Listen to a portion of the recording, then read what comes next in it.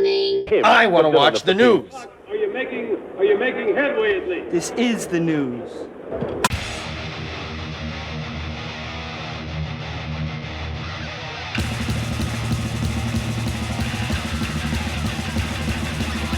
Smack-a-McGob, it is time for the only news that matters. And, alright,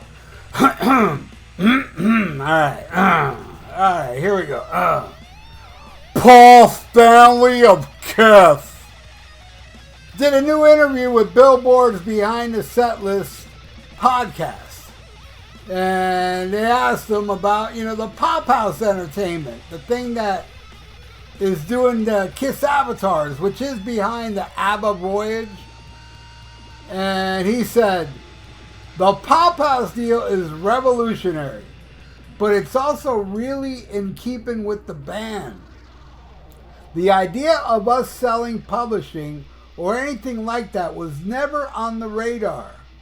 What we wanted to do, if anything, was find some partner who understood the scope of the magnitude of not only the music over the decades, but the characters, the persona that we created, and that they have some value to them. Paul and Gene created the Demon and Star Child makeup. That is true. But the two other members that are the avatars, they did not create the Ace Frehley and Peter Criss makeup. No, they created the fake Frehley and cheater Criss makeup. All right, let's keep going. So he says, Pop House has done a great job with the ABBA show that runs outside of London and is sold out for 3 years. And it's really terrific. Terrific entertainment. People just are thrilled with it. I took my wife last month and I had seen it last year. So Pop House understood what we wanted to do and what we want to create in something that's state of the art today. Now, mind you that the ABBA show is an older technology because technology moves ahead at a real fast rate. So by the time the show started to be presented, there was a new technology. So we'll be working with ILM, that's George Lucas's company. And we're creating something that's not a concert. The idea of a hologram, and that's not what it is, but the term seems to be thrown around quite a bit. But the idea of a simulated concert is not what we want to do. Frankly, I would find that boring. I mean, how long can you go, gee, that looks like an amp? So what we're creating is an experience that Kiss fans will love. And people who have never been exposed to Kiss or might not like certain aspects of the band will have to see it. Can you believe this, dude? Like, I don't like Kiss. I never liked Kiss. And I gotta go see the fake Avatar Kiss. That's not gonna happen, man. Man, this guy's fucking delusional. Who the fuck that hates Kiss would want to go see a fake Kiss? They already think Kiss is fake. I don't know. Well, maybe, yeah, now that I think about it, people that really hate Kiss would be like, well, at least the real Kiss is not going to be there. Yeah, maybe he's right. But anyway, it's a must-go-see experience. So it's beyond anything that anyone else has contemplated. The whole idea, again, of doing a simulated concert, it's like the Dark Ages. We don't want to do that.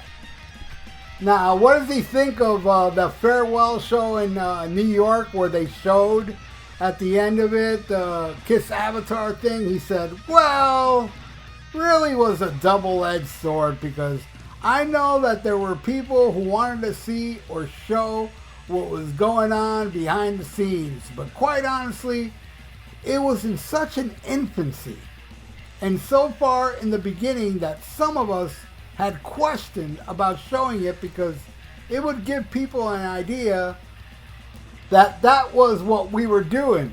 And it's far, far, far from that. That was just an early, I don't want to say rendering, but an early version of what is to come. and is still being worked on. It bears little resemblance to what was there. Wow. What we were showing was just an inception of an idea that we can continue on outside of flesh and blood. All right, look. Come on. This is like the most... It has to be the most stupidest thing Paul said yet. All right, look. That video we showed at the final show, we knew that shit sucked. We knew people were going to look at it and say, what the hell? We knew that. Though we showed it anyway. All right, look. Let's get down to reality here. What they saw at the end of the Kiss show, those Kiss, avatars flying around and stuff, they're not going to improve it. I'm sorry. I don't care if they visually improve it. Just the overall vibe. It's like seeing fake Fraley and Cheater Chris flying around. It's just so ridiculously stupid. That how are they going to improve that? What else are they going to do? They're just probably going to modify a little bit where you still see fake Fraley and Cheater Chris flying around. Nobody wants to see this, man. And I mean, yeah, you really have to be a special Kiss fan to want to see this shit. But seriously, you won't. It'll be like when I went to go see Detroit Rock City in the movie theater. Me, my then girlfriend, and I think there was one guy in the back. I think. Or we were alone. One of the two. That's what's going to happen. Because most fans that went to go see Kiss on their end of the road tour, stuff like that, were casuals. They were the ones filling up the arenas on the end of the road show. Not the hardcores. The hardcores ain't going to fill up anything. He also went on to say that this Avatar show, they got to build like a building around it. Like if they're going to do this in Vegas or something, like they're probably going to renovate a hotel, their theater, and build it around, because this is not something that they can take on the road because the building is part of the show. I know it sounds stupid, but this whole thing is stupid. But that's what he's saying. If you want to see the Kiss Avatar, you got to travel. Like the ABBA Avatar, you got to travel to see that shit. But ABBA, like he said, sold out for 3 years. That shit sold out. You think Kiss is going to sell out for 3 weeks? I mean, I'm sure the opening will bring, a lot of people. But I guarantee you, those people are going to walk out going, what the fuck was that? Really? Just seeing these, these two scabs and Gene and Paul fly around, and they don't want to make it feel like a concert because that's Dark Ages. That's supposed to intrigue people? I don't know. I mean, I'm telling you, he's saying that right now. Him and Gene are working with, the powerhouse, whatever, the pop house people, trying to perfect every little thing about it. Now, what we already know, this is what we already know. Gene and Paul, and Gene has said it too, not as much as Paul, but Gene has said it too. Gene and Paul's does not like the avatars we all saw at the final show. They don't like it. They think it's going to be a big improvement. Now, mind you, they've been saying they don't like it and it's going to be a big improvement after the backlash. Because everybody that left that show was like, what the hell was that? Or the paper. Wasn't there a pay-per-view? Yeah, I think there was a pay-per-view. And that's what it was. I didn't see anybody online saying, ooh. It was overwhelming, the negativity this thing has. And I can't see it improving. I don't care, what technology can do. Unless they find a way to, like, give you a hand job. Like Fake Fraley will fly down and give you a hand job as good as he does to Gene and Paul. I don't know if he did that or not, but it wouldn't surprise me. But my point is, Paul makes it so clear. He's such a bullshitter. He makes it so clear. Because for him to say anything bad about the avatars that were flying around after the farewell show. He approved it. Aftermath, when people were complaining, he's like, yeah, no, you know, we were talking about not showing it because people are going to think it sucks. Durr. He was not thinking that. He thought that after the fact when he was like, holy shit. And then looked at the avatars again and said, yeah, man, this does suck. Let me go on, you know, let me do some press and talk about how that was like an infancy thing. It's the same thing. I don't care how they're going to improve it. It's going to be the same thing. Stupid avatars flying around. And they're going to try to make it not like a rock concert. Yay. Holy crap, man. I mean, really, I mean, the future is, I mean, the present is very fake. And I can see it work for maybe another artist, but not Kiss. Come on, Kiss. Look, I'll give you an example. The Kiss Army, right? The Kiss Army went crazy for Revenge. Crazy for it. I remember I was there. Revenge flopped. It was a horrible tour. Didn't sell shit. Forced them into hotels to do unplugged stuff. You know? So the Kiss Army ain't going to save shit.